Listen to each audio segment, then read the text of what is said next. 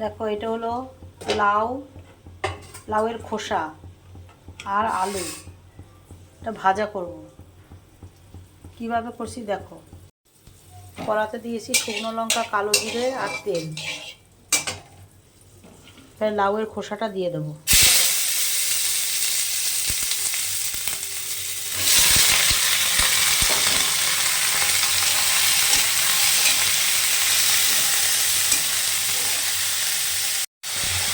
এই দিচ্ছি হলুদ,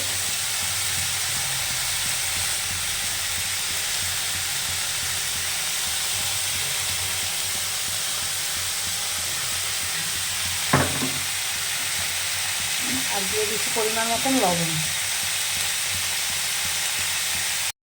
তো সাদা ভাতের সঙ্গে দারুণ লাগে লাউয়ের খোসা ভাজা।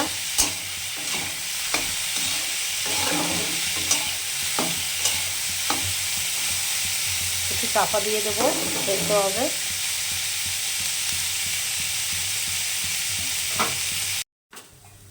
দেখো এবার দিয়ে দিচ্ছি একটু চিনি।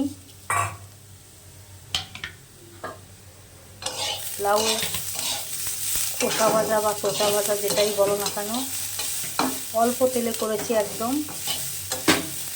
ভীষণ ভালো লাগে সাদা ভাতের সঙ্গে খেতে।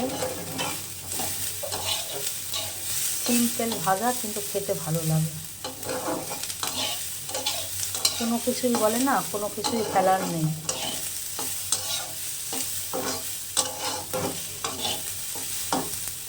আর একটু ঢাকা দিয়ে দেবো।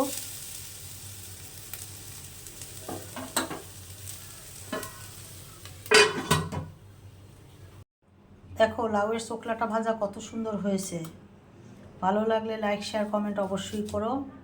তোমরাও করে বানিয়ে দেখো, ভালো লাগবে আশা করছি। এখন এই পর্যন্ত, আবার একটা ভিডিও নিয়ে আসবো।